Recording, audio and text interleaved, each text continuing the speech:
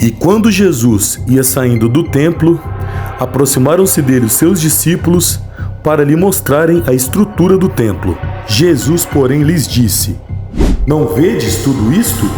Em verdade vos digo, que não ficará aqui pedra sobre pedra que não seja derrubada. Qual foi o fim de Jerusalém após a ressurreição de Cristo? E que fim teve os judeus e os cristãos? Fiquem comigo nesse vídeo e falarei um pouco dessa história para vocês. História, fé e religião.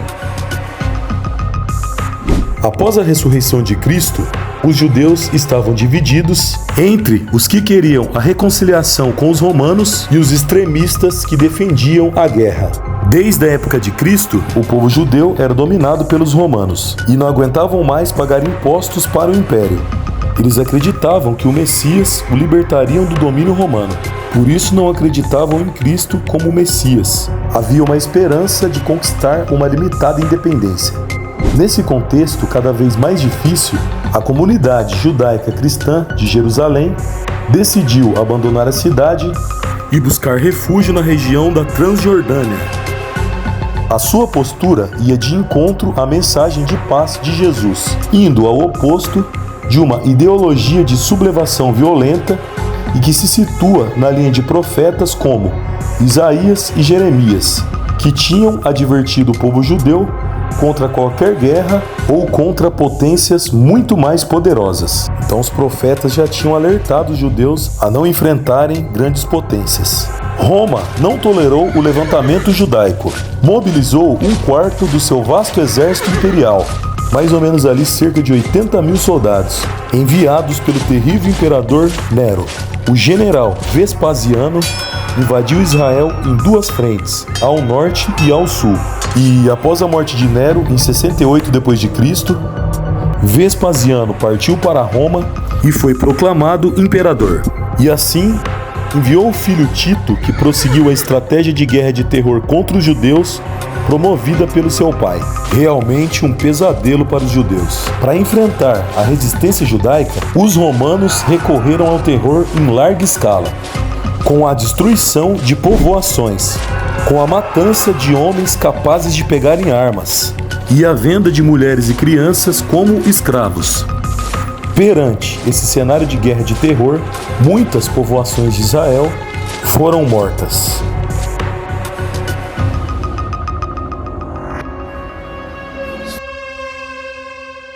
Jerusalém era uma cidade sobrepovoada, devido ao grande fluxo de refugiados e de peregrinos que tinham deslocado à Páscoa do ano 70.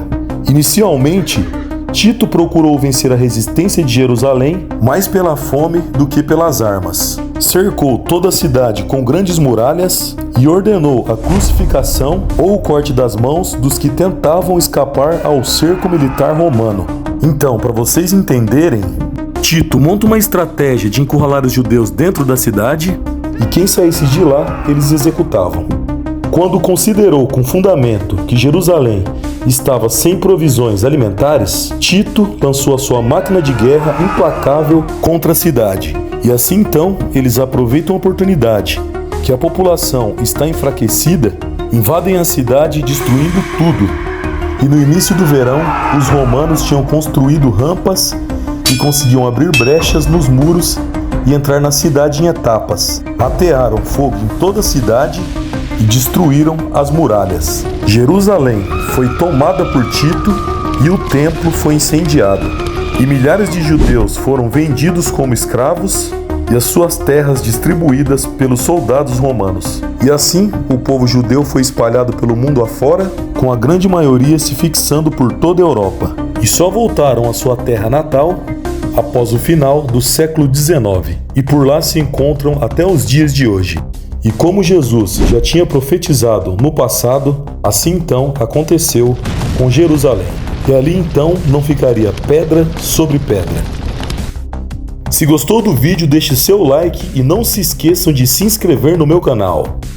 Forte abraço, fiquem com Deus e até o próximo vídeo.